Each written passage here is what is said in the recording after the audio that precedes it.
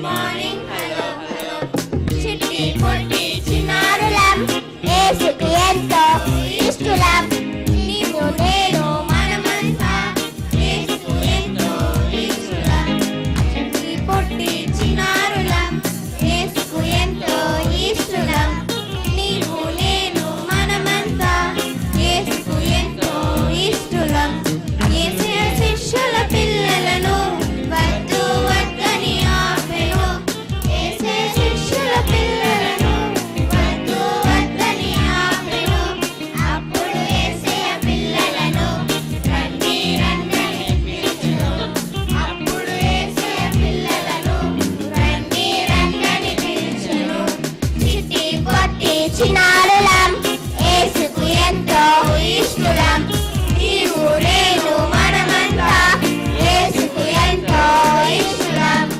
యేసును ప్రేమించును నిన్ను నన్ను దీవించును యేసయ్య మమ్మును ప్రేమించును నిన్ను నన్ను దీవించును తన యొద్దకు రమ్మని పిలిచి దేవుని బిడ్డలుగా చేసెను తన యొద్దకు రమ్మని పిలిచి దేవుని బిడ్డలుగా చేసెను చిట్టి పొట్టి చిన్నారులం యేసుకు ఎంతో ఇష్టలం నీవు నేను మనమంతా యేసుకు ఎంతో ఇష్టలం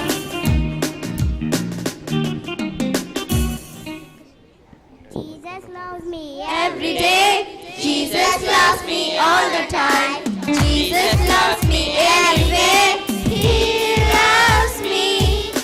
Jesus loves me every day. Jesus loves me all the time. Jesus loves me anyway. He loves me. Loves me when I'm happy. He loves me when I'm sad. He loves me when I'm down. And He's so good. Jesus loves me every day. Jesus loves me all the time. Jesus loves me anyway. He loves me. He gives me all I need. He's my provider. He cares for me always. And He protects me. Jesus loves me everywhere. Jesus loves me all the time. Jesus loves me anywhere. He loves me.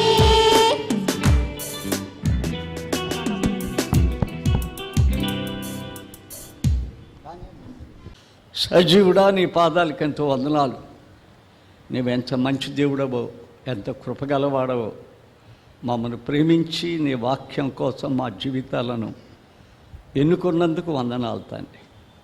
నీలో మా వాక్య బీజాన్ని నాటండి, అది ఫలించి ఫలాభివృద్ధి చెంది నిత్యరాజ్యములో విరసిల్లే భాగ్యం దయచేయండి.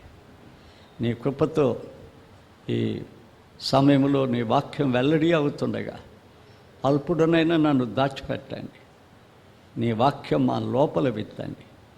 మా హృదయపు బండ రాతి బండగా ఉండగా పగలగొట్టి అందులో నీ వాక్యాన్ని నాటి అది నూరింతలుగా ఫలించినట్లు సహాయం చేయమని, నా నోటి మాటలు నా హృదయ ధ్యానము నీ దృష్టికి అంగీకారముగా ఉన్నట్లు కృప చూపమని క్రీస్తు పేర వేడుకొనుచున్నాము తండ్రి, ఆమేన్. ఓ మధ్య 100 మంది దైవ సేవకులను దాచిపెట్టాడు. అహాబు దగ్గర ఆయన గృహ నిర్వాహకుడిగా ఉండి దేవుని పక్షంలో దేవుని బిడ్డలైన దేవుని సేవకులను 100 మందిని 3.5 సంవత్సరం పోషించాడు. పోషించడమే కాదు, కాపాడాడు. యెజబెల్కి రాని దొరకకుండా కాపాడాడు. అతను అలా ఎందుకు చేశాడు, అతనిలో ఏముందో పోయినసారి చూసాం. తాను చెప్పుకున్నాడు, బైబిల్ చెప్పింది ఆయన చిన్నతనములో నుండి భయభక్తులు గలవాడని.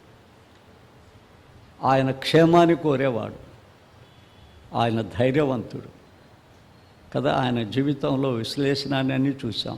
మనం రాయబోయే గ్రంథం ఏంటంటే ఎలీసా విశ్లేషణ అని రాస్తాం. కాబట్టి ప్రతిదీ కూడా ఏది పోకుండా ధ్యానిస్తున్నాం. నేను కూడా ఒక చిన్న పిల్లవాడిలాగా చదువుకుంటున్నా, ఒక చిన్న పిల్లవాడిలాగా ధ్యానిస్తున్నా. ధ్యానించినాకనే మీకు తీసుకొచ్చి చెప్తాను.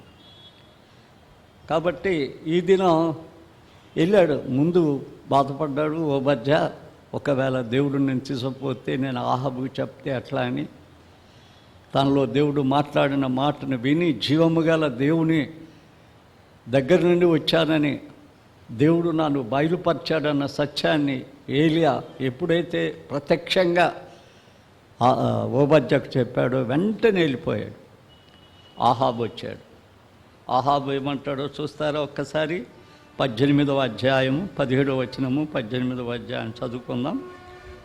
ఆహాబు ఏలియాను చూచి, ఇశ్రాయేలు వారిని శ్రమ పెట్టువాడు నీవే కావా అని అతను అనగా, అతడు నేను కాను అంటే అతను శ్రమ పెడుతున్నాడని అనుకోవాలా, అతను దోచుకుంటున్నానని అనుకోవాలా, అతడు శ్రమ పెట్టి నేను దేవునికి విరోధంగా నడుచుకుంటున్నాను అనుకోలేదు.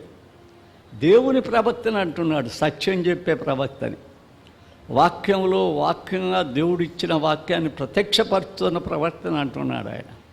ఆయన ఏమంటాడో చూడండి, ఆయన ఒక మాట సెలవిస్తాడు. అతను అనగా, అతడు నేను కాను, యెహోవా ఆజ్ఞలను గైకొనగా బయలుదేవతల చేతను అనుసరించి నీవును నీ తండ్రి ఇంటివారు ఇశ్రాయేలుల మీద నీవే చంపెట్టేవాడు. ఇంకొక దిక్కున ఏమంటాడో తెలుసా? అది వచ్చినప్పుడు చూద్దాం, ఇప్పుడు కూడా చూద్దాం. 21వ అధ్యాయం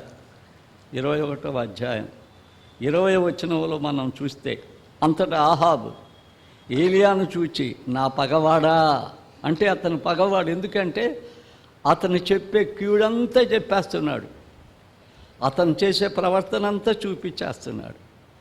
అహాబు ఎట్లా దిగజారిపోయాడో తన జీవితాన్ని చెప్తున్నాడు. అందుకోసం ఏమంటాడంటే నా పగవాడా అంటాడు. దేవుని బిడ్డలు చాలామందికి పగవాళ్ళు అవుతారు. దేవుని వాక్యం చెప్పడం వల్ల హృదయాలను మార్చుకోకుండా ఉండటం వలన ఏమవుతారంటే పగవాడు అవుతాడు. ఆయన ఏమంటాడో చూద్దాం. చూచి, ఆ పగవాడా నీ చేతితో నేను చిక్కుబడితేనా అని పలుకగా, ఏలియా ఇట్లనను, యెహోవా దృష్టికి కీడు చేయుటకు నిన్ను నీవే అమ్ముకున్నావు. కీడు చేయటానికి నిన్ను నీవే అమ్ముకున్నావు. ఇంకా ఎవరు కష్టపెట్టవలసిన పని లేదు, ఎవరు పగవారు కాదు. తనకు తానే అమ్ముకున్నాడు దేవుని దృష్టికి. ఒకవేళ ఈ రకంగా మనం ఎవరమన్నా ఉంటే ఈ దినం దేవుడు మనల్ని గద్దిస్తున్నాడు. ఆయన ఆజ్ఞలకు కానీ కీడు చేయటానికి కానీ మన జీవితంలో ఏదైనా ఉంటే దేవుని మందిరంలో నిన్ను నన్ను నరకానికి తీసుకొని పోకుండా సాతానుడు ప్రభు గద్దించి మనల్ని ఒప్పుకోవటానికి ఒక మంచి తరుణం మనకు అనుగ్రహిస్తున్నాడు. కాబట్టి ఈ సమయంలో మనం అది గమనించవలసిన వారమై ఉంటున్నాం. తర్వాత ఆ 18వ అధ్యాయం 19వ వచనం చూస్తే, అయితే ఇప్పుడు నీవు ఇశ్రాయేలునందరినీ యెజెబెలు పోషించున్న బయలుదేవత ప్రవక్తలు 450 మందిని, ఆషేరు దేవ ప్రవక్తలైన 400 మందిని నా యొద్దకు కర్మేలు పర్వతమునకు పిలువమని చెప్పాను. కర్మేలు పర్వతానికి ఈ దినం మనం ధ్యానించేది కర్మేలు పర్వతం. కర్మేలు పర్వతం ఏంటి? ఆ పర్వతంకున్న ఘనత ఏంది? ఆ పర్వతమునుకున్న ఆధ్యాత్మిక దృక్పథం ఏంది? ఆ పర్వతాన్ని గురించి ఏమి రాశాడు? ఆ పర్వతంలో ఉండే విశేషణం ఏంటి అనేది ఈ దినం మనం ధ్యానించబోతున్నాం. కర్మేలు పర్వతము అనగానే బైబిల్ గ్రంథంలో మనం మర్చిపోని కొన్ని సంగతులు మనకున్నాయి. ఈ కొండ శరీర రీతిగా మనం చూసినట్లయితే ఈ పర్వతం 15 మైళ్ళ పొడుగు ఉంది. 1446 అడుగుల ఎత్తుంది. ఈనాడుకుంది. ఆ కొండ ఎక్కడికి పోదు. కర్మేలు పర్వతం ఇప్పటికి కూడా ఉంది. 1746 అడుగుల ఎత్తుంది. దాని పొడుగు 15 మైళ్ళు. ఎంత పెద్ద పర్వతమో అది. ఆ పర్వతం చాలా ఫలవంతమైన పర్వతం. ఆ పర్వతంలో చాలా ఈ యొక్క గొయ్యలు ఉన్నాయి. అవన్నీ ప్రవక్తల నివాసాలకు ప్రవహించే గృహాలై, లోపల గుహలు ఉన్నాయి, గృహలై. ఆ పర్వతం మహో ఉన్నతమైన పర్వతంగా పేరుగాంచింది. ఈ పర్వతాన్ని గురించి పరమగీతముల గ్రంథంలో 7వ అధ్యాయం 1వ వచనములో నీ శిరస్సు కర్మేలు పర్వత రూపం అంటాడు. యేసుక్రీస్తుకు పోలుస్తాడు, దేవునికి పోలుస్తాడు. నీ యొక్క శిరస్సు, దేవుని యొక్క శిరస్సు అంట పర్వత రూపం. ఆయన కర్మేలు అనగానే అది ఒక దేవుని సంఘం, శిరస్సు అనగానే యేసుప్రభు ఆ సంఘానికి శిరస్సు. కర్మేలు సంకేతనం, సంఘానికి సంకేతనం. ఈ కర్మేలు గురించి ఇంకా ఏమేమి కర్మేలు దొరుకుతాయో ఒకసారి మనం చూద్దాం. ఇర్మియా 50:19, ఇర్మియా 50:19 ఇద్దామా ఒక్కసారి. 50వ అధ్యాయం 19. ఇశ్రాయేలు వారిని తమ మేత స్థలమునకు నేను తిరిగి రప్పించదను, వారు కర్మేలు మీదను బాషాను మీదను మేయుదురు, ఎఫ్రాయిము కొండల మీదను గిలాదులోను మేపుచు సంతుష్టి నొందుదురు. చూసారా, ఇక్కడ మేత దొరుకుద్ది, ఇక్కడ చాలా బాగా మేత దొరుకుద్ది. ఈ కర్మేలు మీద గొర్రెలకు కావలసినంత మేత దొరుకుద్ది. ఇంకా మీకా 7 అధ్యాయం 14లో మనం చూస్తే, నీ చేతికర్ర తీసుకొని నీ జనులను కర్మేలుకు చేరిన అడవిలో ప్రత్యేకముగా నివసించుచు నీ స్వాస్థ్యపు వారికి నీ మేపుము అంటాడు. స్వాస్థ్యము వారిని కర్మేలు మీద మేపమంటాడు, మనుషులను మేపమంటాడు కర్మేలు మీద. ఆధ్యాత్మిక ఆహారము మేత కొండ మీద దొరుకుతుంది. అనేక మంది దైవజనులు ఆ గృహాలలో ఉండి, ఏలియా ఇలాంటి వాళ్ళు చాలా శ్రేష్టమైన మేతను వారికి మేపడం మనం చూడగలుగుతూ ఉన్నాం. మేత కాబట్టి దేవుని వాక్యం కూడా ధ్యానించాల, దేవుని వాక్యం కూడా మెయ్యాల, దేవుని వాక్యానికి కూడా మన ఆత్మీయమైన నోరుని తెరవాల, మన హృదయములో అది ప్రతిష్ఠించుకోవాలి. చూద్దాం ఒకసారి. యేస్కేలు 3:3లో ఏమంటాడో, దేవుడు ఏం చెప్తాడో చూడండి. ఏమని చెప్తాడు? నరపుత్రుడా, నేను నీకిచ్చుచున్న ఈ గ్రంథమును ఆహారముగా తీసుకొని, ఉందా మీ బైబిల్లో? ఆహారముగా తీసుకొని ఏం చేయాలా? దానితో మీ కడుపు నింపుకొనుము, నాతో సెలవీయగా నేను దానిని భక్షించి తిని. ఎప్పుడన్నా తిన్నావా ఈ బైబిల్ని? ఎప్పుడన్నా? లేకపోతే గుళ్ళో ఇడిచిపెట్టిపోతావా? లేకపోతే ఇంటి దగ్గర ఇడిచిపెట్టేస్తావా? చర్చి నుంచి పోగానే ఒక మూల పడేస్తావు, మళ్ళీ ఆదివారం తీసుకుని చర్చికి వస్తావు, అంతే కదా. చాలామంది అదే పని చేస్తారు. బైబిల్ ఏం చెప్తుందంటే, ఇది ఆత్మీయ ఆహారం, ఈ గ్రంథాన్ని నువ్వు తీసుకోవాలా, నువ్వు ఏం చేయాలా? దీన్ని తినాలా రోజు. నేను కూడా తింటా, రోజు రాత్రులు తింటా, బాగా రోజు పగులు ధ్యానం చేస్తా. నేను తినకుంటే చెప్పలేను, నేను తినకుంటే సాతాన్ని జయించలేను, నేను తినకుంటే నాకు ఆత్మీయ బలం లేదు. బైబిల్ తినకుండా ఎందుకు పడిపోతున్నారు జనం ఈ దినాల్లో అంటే, వారు బైబిల్ జోలికి రావటం లేదు, దేవుని మేత తినటం లేదు. అది ముఖ్యం మేత. సాతానుడు ప్రతిసారి మనల్ని పడేయాలనుకుంటాడు. ప్రతి నిమిషం వాడు పని ఏంటంటే, ఏ వయసు అయినా సరే వాడిని పడేయాలంతే. కానీ మనం దాని ప్రత్యుత్తరం ఏం చేయాలి అంటే, బైబిల్ చదవకుండా నేను భక్తున్నాయా అని అంటే, ఒరే వేషధారి ఎట్టవుతాను? ఎంత వేషధారి నటిస్తున్నా? మనకు వచ్చే తలంపులు అందరికీ వస్తాయి. దానిలో నుంచి మనం జయించాలి అంటే మనకిచ్చింది బైబిల్. మన ఆత్మ నిలబడాలంటే ఆత్మకు ఆహారం పెట్టాలి, లేకపోతే ఈ ఆత్మ పరలోకానికి పనికిరాదు. ఈ శరీరానికి ఆహారం ఎంత పెట్టినా అది కుళ్ళి కృషించి దాని రూపాన్ని పోగొట్టుకొని మట్టి పాలవుద్ది. ఈ శరీరానికి ఎంత ఆహారం పెట్టినా. ఆత్మకి ఆహారం పెడితే అది ఏం చేస్తుందంటే చాలా మేలుబోంది. ఆహారం పెట్టమంటాడు. ఒకసారి కీర్తనలోకి వెళ్దామా? 19వ కీర్తనలోకి వచ్చేద్దాం. కీర్తనలో ఎంత గొప్ప మాట రాశాడో చూడండి. 19వ కీర్తనలో 10వ వచనానికి వద్దామా? 9వ వచనముకి వద్దాం. యెహోవా యందైన భయం పవిత్రమైనది, అది నిత్యము నిలుచును. యెహోవా న్యాయ విధులు సత్యమైనవి, అవి కేవలము న్యాయమైనవి. కేవలము న్యాయమైనవి. ఇంకా 10వ వచనానికి పోదామా? అవి బంగారు కంటెను, విస్తారమైన మేలిమి బంగారము కంటెను. అంతే కదా. ఈ లోకంలో బంగారం సంపాదించుకోవడానికి ఎంత కష్టపడతారో దేవుని సొమ్మును కూడా వాడేస్తారు, దేవుని కూడా వాడేస్తారు. చాలా ఉంటుంది. కానీ పోయేటప్పుడు 1 గ్రాము బంగారం కూడా తీసుకుపోలేము. 1 గ్రాము కాదు, 1 చిటికెడు బంగారం కూడా తీసుకెళ్ళాలి. ప్రేమించిన బిడ్డలే, ప్రేమించిన భార్యే, ప్రేమించిన భర్త ఏం చేస్తాడంటే ఏడుస్తూ లాగేస్తాడు.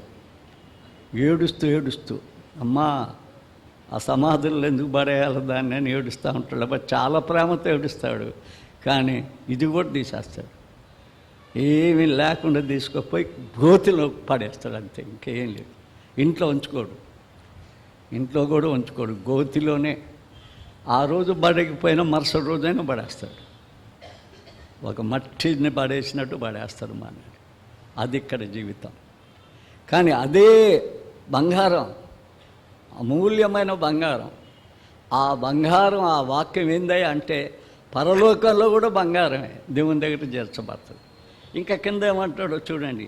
తేనె కంటే, జుంటె తేనె ధారల కంటే మధురమైంది.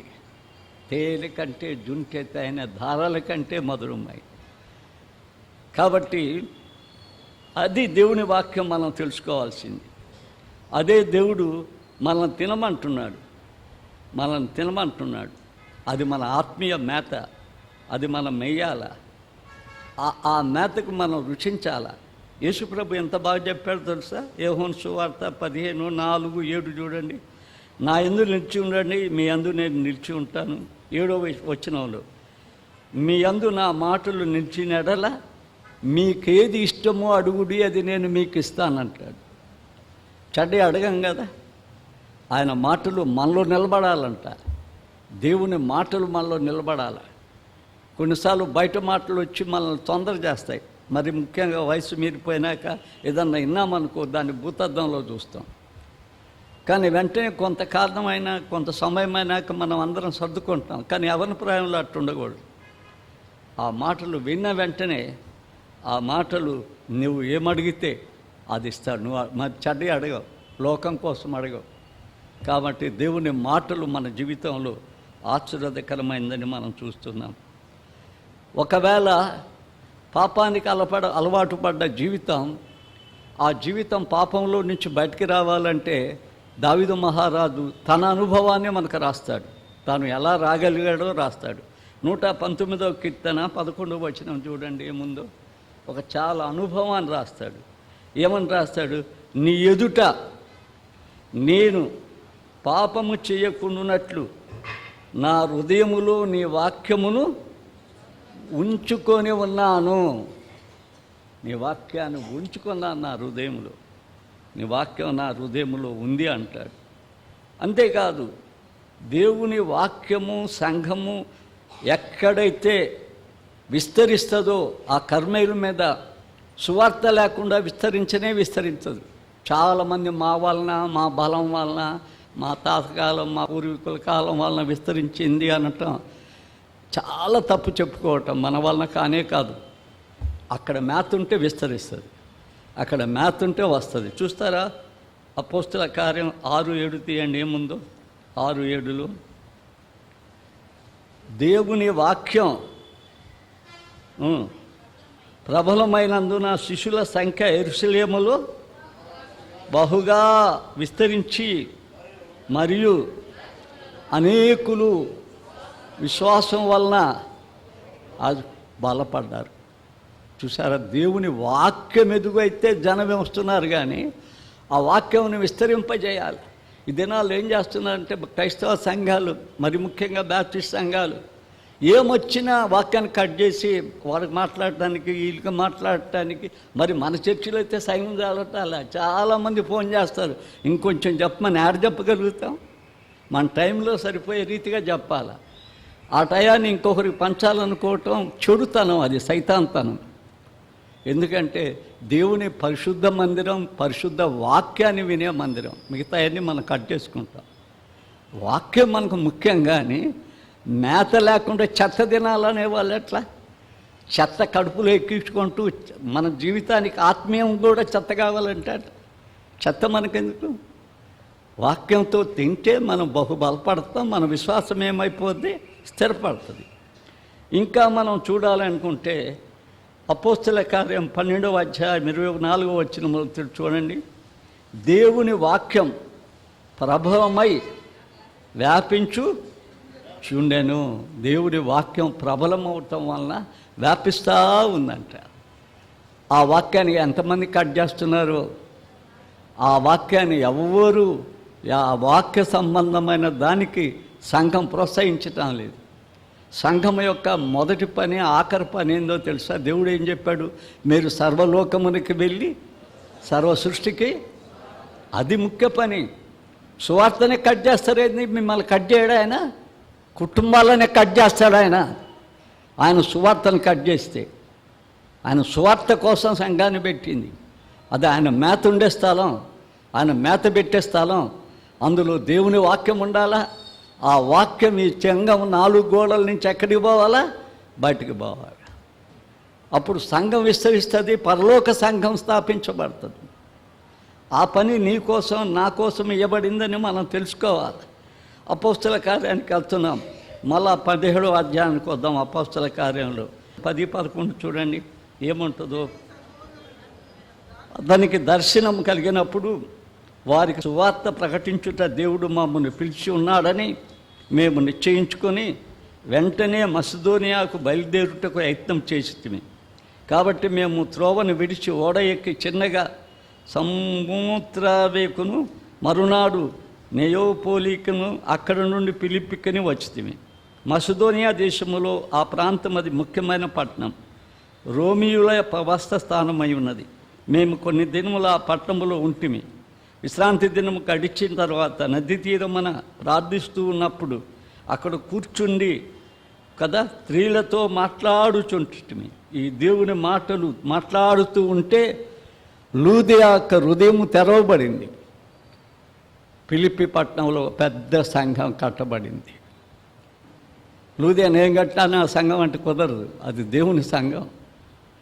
ఆమె దేవుని వాక్యం తెరవబడింది, అక్కడ దేవుని సంఘం కట్టబడింది. మిషనరీలు వచ్చారు, సువార్త ప్రకటించారు, లోన్ స్టార్ వచ్చేసింది. అది మిషనరీల సేవ ప్రభావం. కానీ ప్రభుదాసు వచ్చిన ఆ సేవ ప్రభావం అంటే అది నా సేవ ప్రభావం కాదు, వారి సేవ ప్రభావం. మనకు ఛాలెంజ్ ఏంటంటే వారి సేవను మనం ఇంకా విస్తృతంగా చేయటం, దాన్ని ఇంకా అభివృద్ధి చేయటం. చేయలేకపోతే అక్కడ మనం నీచత్వానికి పాల్పడ్డోళ్ళం అవుతాం.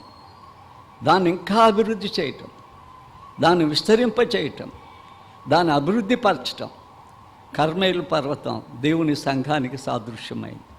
ఆడ దేవుని మేత బాగా నింపబడాలి అని చూస్తున్నాం. ఇంకా యెషయాలో కూడా అదే మాట చెప్తాడు చూడండి. యెషయాలో కూడా ఏమంటాడు? యెషయాలో బాషాను కర్మేలులో ఏమంటారు? తమ చెట్లు ఆకులు రాలిపోతున్నాయంట. ఆకులు రాల్చేస్తున్నారు. ఒక్కొక్క సువార్త సేవను కట్ చేస్తున్నాం మేము. ఆలోచించు, 4 గోడల మధ్య కాకుండా బయటికి పోవాల్సిన సువార్త 4 గోడల మీద మధ్యిస్తున్నామేమో, బంధిస్తున్నామేమో. దానివల్ల ఎంత ప్రమాదం పొంచుకుని ఉందో నీకు నాకు. సువార్తని మేతని మనం బంధించకూడదు, దాన్ని విరివిగా మనం వెదజల్లాలి. చూద్దాం ఒక మాట దేవుని వాక్యంలో. 1 తిమోతికి రండి. 1 తిమోతి పత్రిక 4వ అధ్యాయం 6వ వచనంలో ఏం చెప్పబడిందో చూడండి. ఈ సంగతులు సహోదరులకు వివరించిన ఎడల నీవు అనుసరించి వచ్చిన విశ్వాస శుభోద సంబంధమైన వాక్యముల చేత పెంపారుచు క్రీస్తు యేసునకు మంచి పరిచారకుడా ఇందు. అపవిత్రమైన ముసలమ్మ ముచ్చట్లను ఏం చేయాలా? విసర్జించి దైవభక్తి విషయములో నీకు నీవే సాధకముగా చేసుకొని శరీర సంబంధమైన సాధకములను కొంచెం మటుకు ప్రయోజనకరమని కానీ దైవభక్తి ఇప్పటి జీవము విషయములోను రాబోవు జీవ విషయములోను వాగ్దానముతో కూడిందైనందున అది అన్ని విషయములో ప్రయోజనకరమైనది.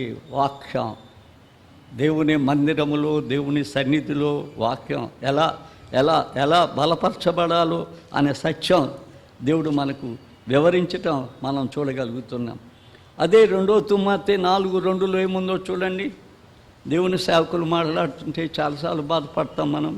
దేవుడు వారికి ఏమాగా ఆజ్ఞాపించాడు?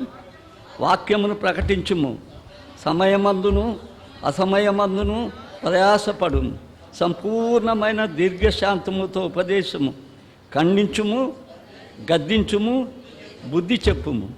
ఎందుకనగా జనులు హితబోధన సహింపక దురద చెవులు గలవారై తమ స్వకీయ దురాశకుల అనేకులైన బోధకులను ఏం చేస్తున్నారు? వాళ్ళు తాము పోగు చేసుకుంటున్నారంట. కొంతమంది బోధకులను పోగు చేసుకుంటున్నారు, వాళ్ళు వీళ్ళని బట్టి సంపాదించుకోవడానికి. ఇప్పుడు చూడండి, ఎక్కడ ఆన్లైన్లో వస్తున్నాయి, ఆడికెళ్ళిపోయి కూర్చుంటున్నారు. మనుషుల గుడ్ల ఇల్లు ఆడేంది? వాడు మనిషి ఉంటాడు కదా, వాడు డబ్బు సంపాదించడానికి పెడితే ఊరికో కొట్టు పెడుతున్నాడు వాడు డబ్బులు సంపాదించుకోవడానికి. ఊరికొక ఎకరాల భూములు కొనేస్తున్నాడు వాడు. అవసరమా అది? అంత భూమి అంత దేవుని సేవకుడికి అవసరమా? నాకు కూడా చాలా ఇచ్చాడు దేవుడు, సంఘాలు కొన్నిసార్లు ఇవ్వకపోయినా. నేను 2 సెంట్లు కట్ చేసి రాసేసా, ఎంతోమంది పిల్లల్ని చదివించేసా, ఎక్కువ మందిని. దేవుని సేవకులకు కానీ దేవుని బిడ్డలకు కానీ డబ్బులు వస్తే ఆ డబ్బులు జేబులో పెట్టుకొని మన కడుపుకే తింటే అది వ్యర్థమైంది. అది దాన్ని తీసి మనం ఇతరులకు పంచాలా, దాన్ని తీసి కొంతమందిని చదివేయాలా, దాన్ని తీసి కొన్ని చర్చిలు కట్టి రాసేయాలా. అవన్నీ మనం సొంతం చేసుకుంటేట. నా జీవితంలో ఎప్పుడు నేను సొంతం చేసుకోవడానికి ప్రయత్నించాను. అందుకొరకే నేను పనిచేసే చర్చిలు ఎప్పుడు నాకు ఎండబెట్టరు తెలుసా.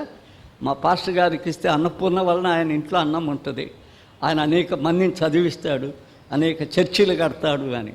అవి దైవ సంబంధమైన వారి తలంపులు, సైతాన్ తలంపులు కాదు. అవి దైవ సంబంధమైన వారికి వచ్చే తలంపులు. ఆ విధంగానే కట్టాను. ఈ పట్టణంలో కూడా 2 మీరు పోయి చూడవచ్చు.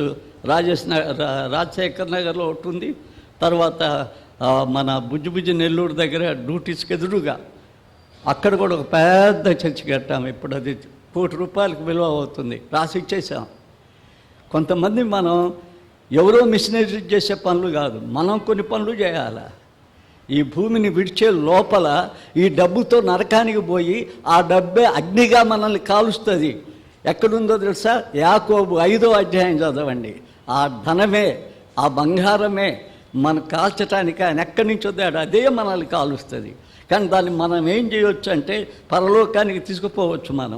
మనం ఇక్కడే కొన్ని దేవుని కోసం వెచ్చించి, దేవుని కోసం కట్టించి, దేవుని కోసం పేదలను ఆదరించి, దేవుని కోసం సువార్తను విస్తరింపచేస్తే ఇక్కడి నుంచి పరలోకానికి పోద్ది.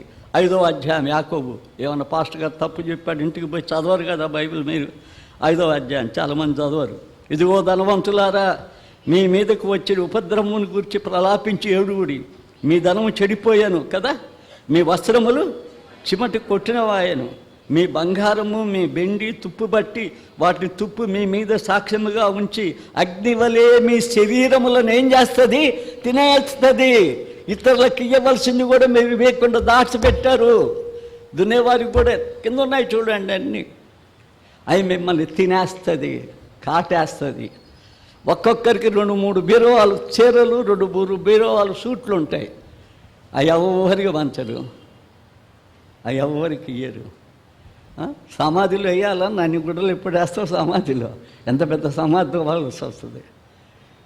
క్రైస్తవ జీవితం గివింగ్ నేర్చుకోవాలి. దేవుని వాక్యం కోసం ఇవ్వాలి, దేవుని వాక్యం పంచబడాలి.